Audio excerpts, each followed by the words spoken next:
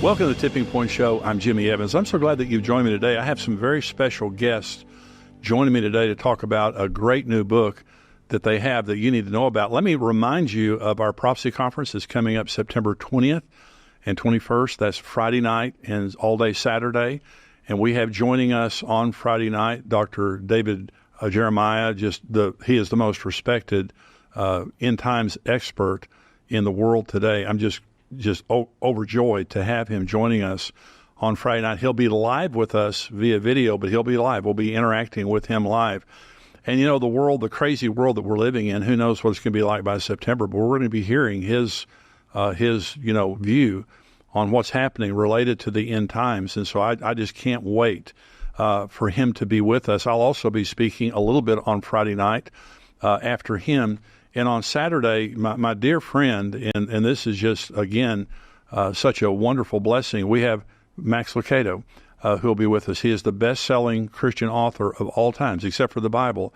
His books have sold more than anything else, and he has a new book on the end times. And so he'll be there sharing, along with Rabbi Jonathan Cahn, Pastor Ed Young, the pastor there of Fellowship Church, Mark Hitchcock, Billy Crone, myself will all be there ministering on Saturday. It's going to be a fantastic time. What an important time to be getting together with other believers and hearing this great teaching that we're going to be hearing, but also just encouraging each other in the fact that we're standing in this ungodly world waiting for Jesus to return and being equipped in this conference. Come, bring your friends, bring your family, bring a group from church. We'd love to have you. And if you're a subscriber, if you're a paid subscriber to endtimes.com, you get a 50% discount. And so our seating, by the way, is reserved. Go on endtimes.com and go to the conference. You can select your seats. And we have seats, by the way, under the balcony and also up in the balcony. They're $50. If you're a paid subscriber, it's $25. And so you can bring a lot of people. We want to pack it out. We want to have a great time. And so be with us on the 20th and 21st of September. Go right now to endtimes.com and make your reservations there, buy your tickets. So today I have joining me on the show, first of all, Troy Anderson, who is a Pulitzer Prize-nominated investigative journalist and best-selling co-author of The Babylon Code and The Military Guide to Armageddon. He is vice president and COO of Battle Ready Ministries and co-founder of Revelation Watchers. And with him is Pastor Paul Begley. He is the host of the syndicated television show The Coming Apocalypse. He also hosts a very popular YouTube channel. He's the co-pastor of Freedom Fellowship Church in the Villages, Florida, and the Community Gospel Baptist Church in Knox, Indiana. He's also the co-founder of Revelation Watcher. Troy and Pastor Paul are with me today to discuss their new book, Revelation 9:11, How the Book of Revelation Intersects with Today's Headlines. Well, your book is called Revelation 9:11, How the Book of Revelation Intersects with Today's Headlines. Gentlemen, thank you for being here. This is a great book. And the book of Revelation is coming true before our eyes. It has been for many years, but now we have October 7th, everything that's happened since then. It's just absolutely amazing. So I want to talk about, what you talk about in your book here. So why did you write the book, Pastor Paul? Why did you write it? I actually had a vision, had an open vision. I was hearing you say that in your last show. And I seen these letters, Revelation 9:11, literally. And it was suspended in the air. And I said, Lord, what is this?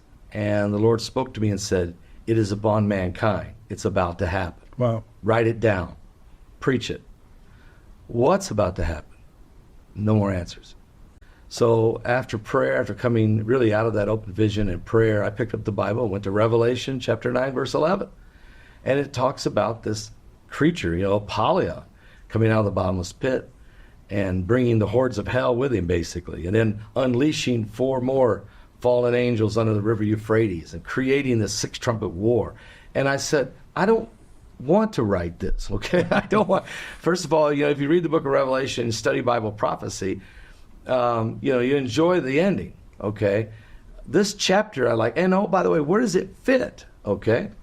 And the Lord said, look, you think things are bad now, but it's going to get much worse. Mm-hmm. Mankind is turning its back on God, blasphemous. You haven't seen a blasphemous kingdom, that 4th kingdom that Daniel talks about. Right. You've seen a lot of blasphemy, but a blasphemous kingdom that's literally established on the earth to dethrone Christ. I want you to write about it. We've dealt with Lucifer. the prince of the power of the air. We've even dealt with Leviathan, the serpent of the sea. But this guy is about to be turned loose. So prepare the people, prepare them to get saved, and to, two things. I had one person ask me, well, what about if we get raptured out the word? I said, look, people are going to be raptured out of here, but people are going to be left behind too. That's right. This book will be relevant either way, so we must get prepared. So that's why God said to write the book. So I said, I'm not a writer. I need help.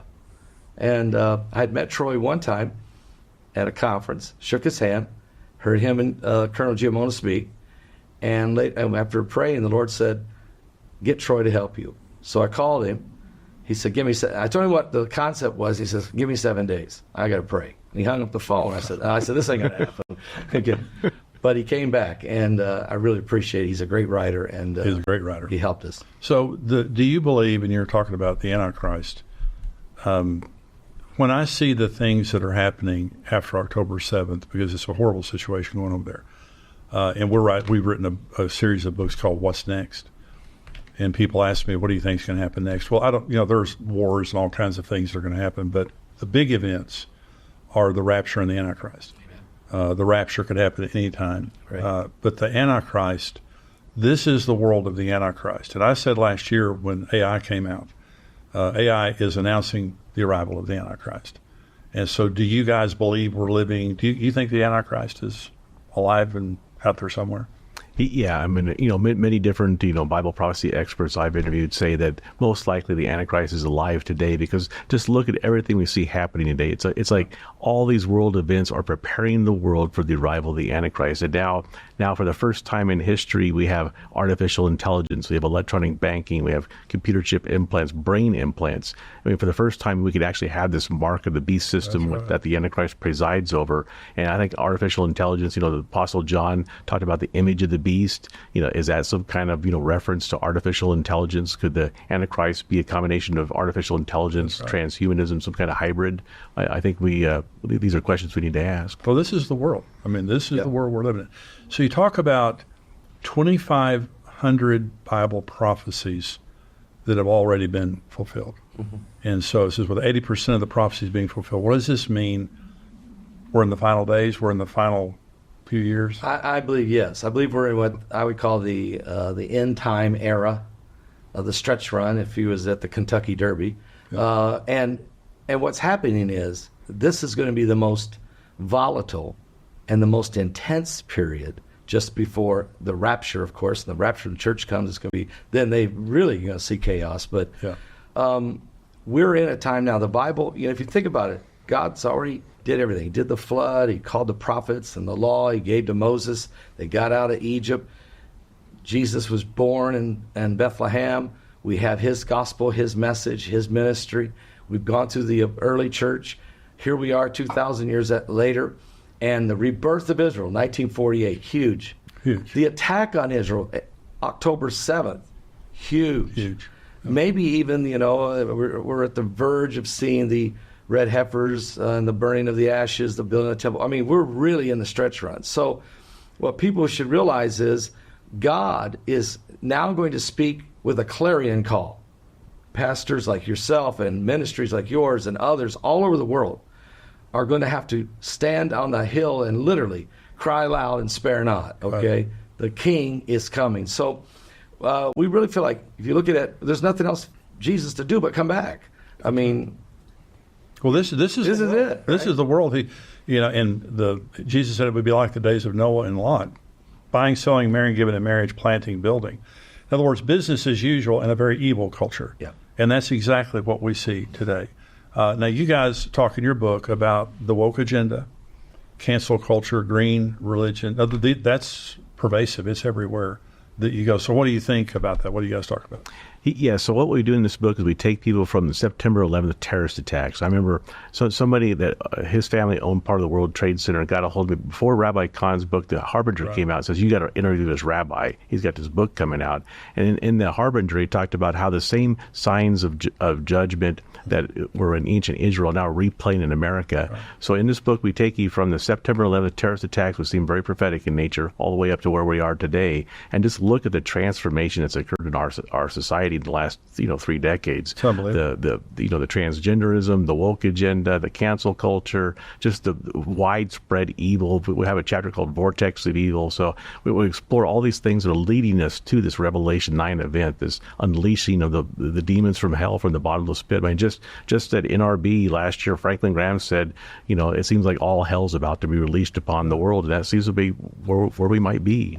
I think, on October 7th, it just seemed like hell's doors opened. Yeah. It wasn't just a physical event. It was a spiritual event. Yeah, you're absolutely. When I heard that this had happened, I literally wept. And then I immediately realized this is it, that the world has changed. We'll never be back. And you already see it happening here in America and around the world.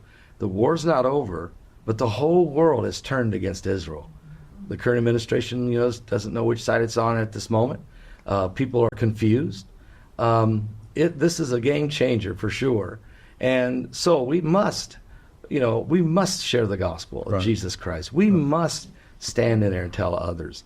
And it won't get better. I mean, you talked about the fact that Billy Graham, when you interviewed him, and the fact that Jim Baker told me he went to Billy Graham's funeral.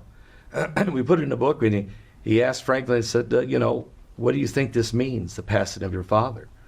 And Franklin said, they're about to be unleashed. Hell is about to be unleashed. Wow. And so when this vision came to me, and I didn't know this story, I never heard this story, and the Lord spoke to me about, it's upon mankind. Write it down, make it plain. Now I began to see it. We couldn't get the book out. It was at the press when October 7th happened. We had to get in there real quick and get that in there before. So we realized time is getting very, very close to the rapture. And so until then, the fields are white for harvest. We got to get people to Christ. Well, the World Economic Forum, you talk about the beast kingdom. Before we went on the air here, we had a woman that was in the studio audience that was telling us that she lost her daughter and son to her husband because I think it was her daughter was identifying as a boy. Okay. And she would not recognize that, and her husband did, so he took the kids away from her, and she's now fighting that. I just never thought I would see that day. I never thought that we would be alive in this type of deception. 2 Thessalonians 2 says that before the Antichrist appears, that Satan will come with all unrighteous deception. And that's what it seems like we're living in the midst of right now.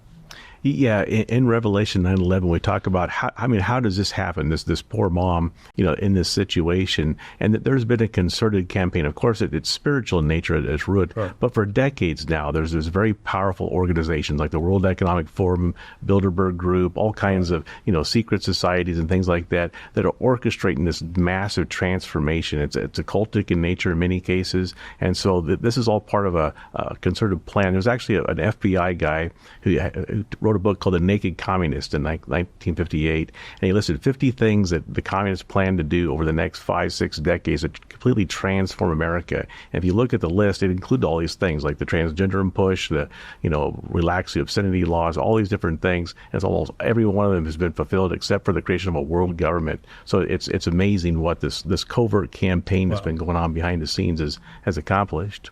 We had Easter Sunday, President Biden.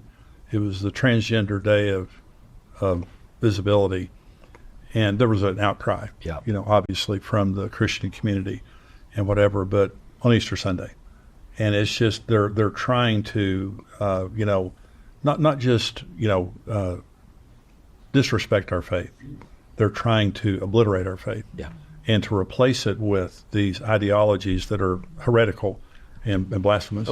Blasphemous. It's a blasphemous kingdom. It's Revelation says it comes out with 7 heads with the names blasphemy. Right. And they blaspheme his name, and they try to dethrone Christ. So take Easter Sunday, take Resurrection Sunday, and establish something else. This kingdom of darkness that's about to, I hear that the tracks are being laid, the train's about ready to come. Oh, yeah. And we can see it. And we write about it in this book. We want to break it down. We know there's a lot of people who don't know anything about what we're talking about right here. Right. They just think that this is the way things are. We need to evolve. We need to, just go along with the flow. We can't go along with the flow. No. God isn't going along with the flow. So it was very important, I think, to bring all of these aspects into the concept of the unleashing of darkness. The light will win, Oh, sure. but you got to warn. We're watchmen. Right. We see a sword coming. If we fail to warn the people, God will require that blood on our hands. And so we warn them, and then we show them the good way.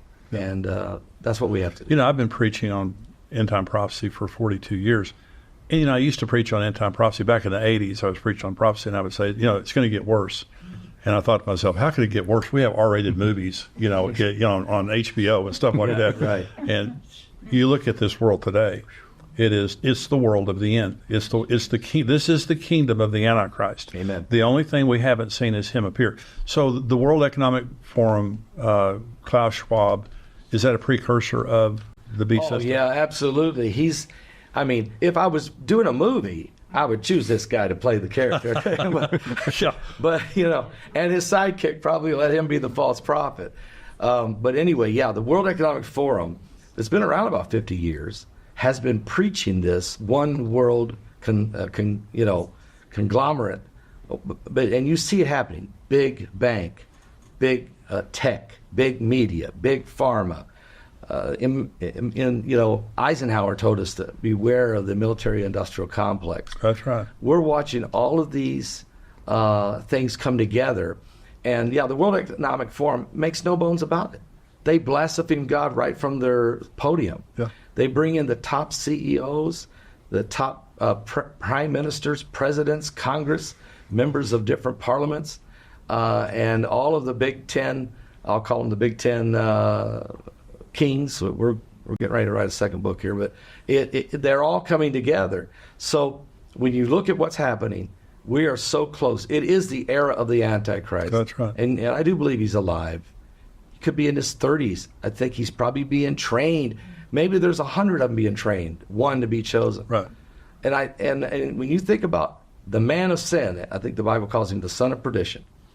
This thing enters into him. The only other guy in the Bible called the son of perdition was Judas Iscariot. Right. And it said Satan entered into him. Right. So we're getting so close to that hour. So we, again, take a look at the World Economic Forum, and Troy mentioned it. We talk about all these different secret societies, and we go through them.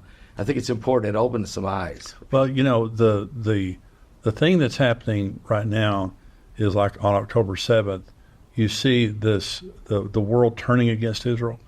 I was at the embassy, the Israel embassy in Washington, D.C. Several months ago, and I watched a 45-minute video of the actual attack.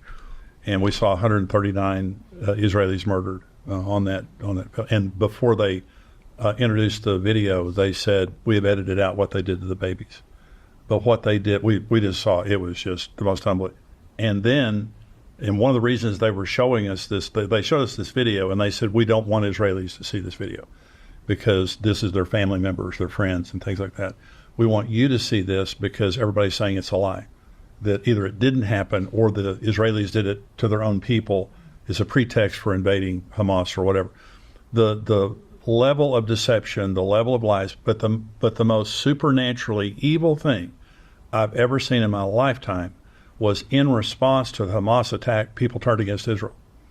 And like 2 days after, my friends were in London, 2 days after the October 7th attack, and they drove from the airport to their hotel, and from the airport to their hotel, they saw pro-Palestinian demonstration all throughout London, not one pro-Israel demonstration. So the world has turned against Israel. And I look at this myself, and they're just in this impossible situation. Well, that's when the Antichrist steps in. Isn't that right? Exactly. I mean, he's the answer man. No one can answer the problem, and he steps in and answers the problem. What do you think about that?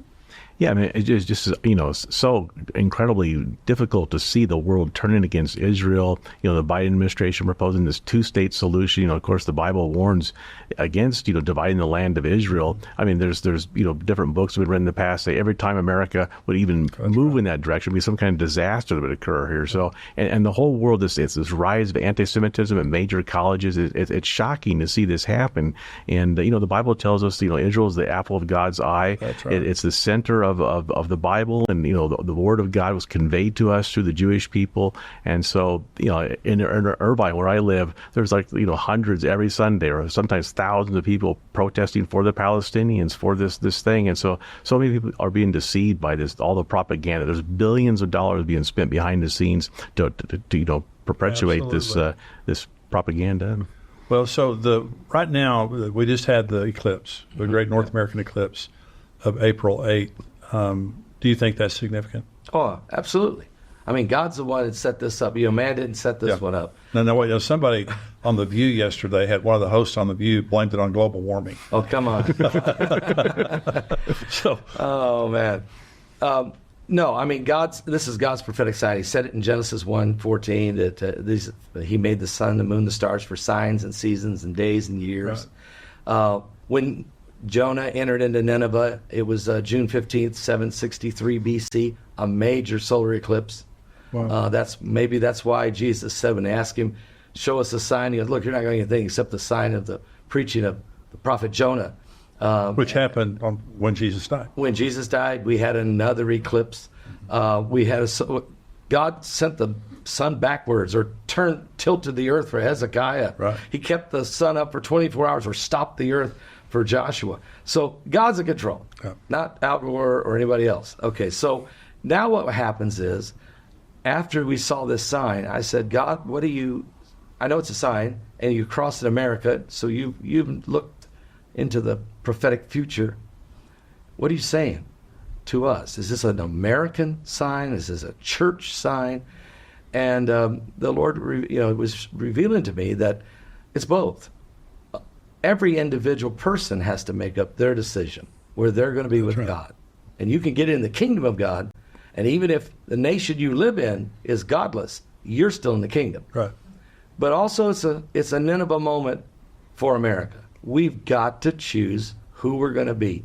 The election's important, but really the church judgment begins in the house of the Lord. It starts with us. You bet. And I think God is saying, this is it. Get ready, get the people ready. Prophetic sign.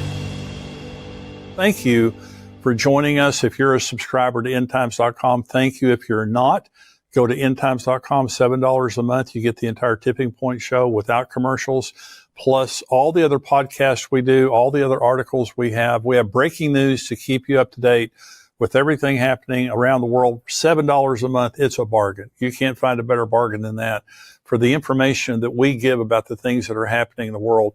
Thank you for being a subscriber, and thank you for giving here to endtimes.com. You can go on endtimes.com. There's a donate button there. You can give a recurring gift. You can give a one-time gift. Many of you are giving to the ministry above your subscription. Some of you are giving and you're not even subscribers. Thank you for helping us build this ministry, because we have a big vision for taking this around the world, reaching more people with the gospel and with this message of hope and encouragement for the end time. So thank you for all of that, for joining me today. We'll see you next time. God bless you.